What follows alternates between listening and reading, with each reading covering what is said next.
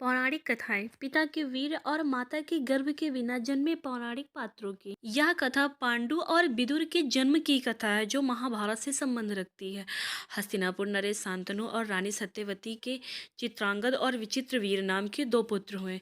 शांतनु का स्वर्गवास चित्रांगद और विचित्रवीर के बाल्यकाल में हो गया था, इसलिए उनका पालन पोषण भीष्म ने किया। भीष्म ने चित्रांगद के बड़े होने पर उन्हें राजगद्दी पर बिठा दिया, लेकिन कुछ ही काल में गंधर्वों से युद्ध करते हुए चित्रांगद मारे गए।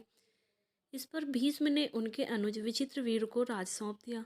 अब भीष्म को विचित्रवीर की विवाह की चिंता हुई। उन्होंने दिनों काशी राज की तीनों कन्याओं अम्बा, अंबिका और अंबालिका का स्वयंवर होने वाला था।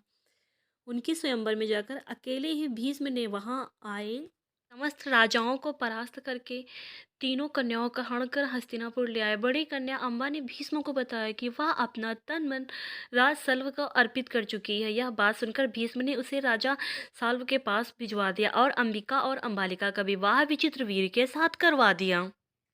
इधर राजा साल्व ने अम्बा को ग्रहण नहीं किया, वह हस्तिनापुर लौट कर आ गई। भीष्म से बोली, हे आर्य, आप मुझे हर कर लाए हो, अतएव आप मुझसे विवाह करें। किंतु भीष्म ने अपनी प्रतिज्ञा के कारण उनके अनुरोध को स्वीकार नहीं किया। अम्बा रुष्ट होकर परशुराम के पास गई और उनसे अपनी व्यथा सुनाकर सहायता मांगी। परशुराम ने अम्बा से कहा, हे देवी, आप चिंता ना करें, मैं आपका विवाह भीष्म के साथ करवाऊंगा। परशुराम ने भीष्म को बुलवा भेजा, किंतु भीष्म उनके पास नहीं गए। इस पर क्रोधित होकर परशुराम भीष्म के पास पहुंचे और दोनों वीरों में भयानक युद्ध छिड़ गया। दोनों ही अभूतपूर्व योद्धा थे, इसलिए हार जीत का फैसला नहीं हो सका। आखिर देवताओं ने हस्तक्षेप करके इस युद्ध को बंद करवा दिया और अम्बा निराश होकर वन में तपस्या करने चली गई।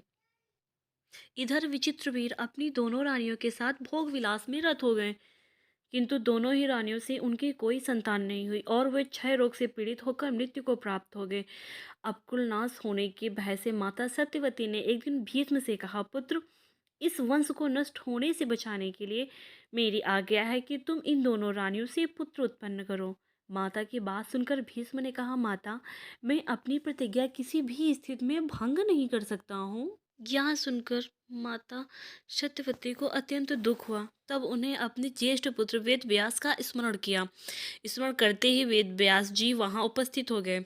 सत्यवती उन्हें देखकर बोली, हे पुत्र, तुम्हारे सभी भाई निसंतान ही स्वर्गवासी हो गए हैं, अतः मेरे वंश को नाश होने से बचाने के लिए मैं तुम्हें आज्ञा देती हूँ कि तुम नियोग विधि से उनकी पत्नियों से संतान उत्पन्न करो।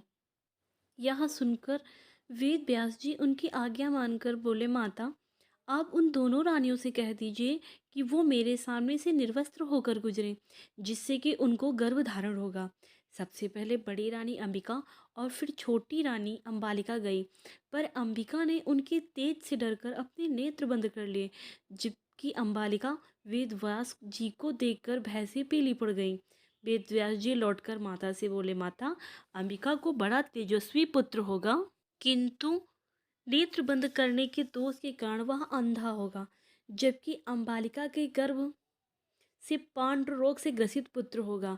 यह जानकर इससे माता सत्यवती ने बड़ी रानी अंबिका को पुनः वेदव्यास के पास जाने का आदेश दिया। इस पर बड़ी रानी ने स्वयं न जाकर अपनी दासी को वेदव्यास के पास भेज दिया। दासी बिना किसी संकोच के वेदव्यास के सामने से गुजरी।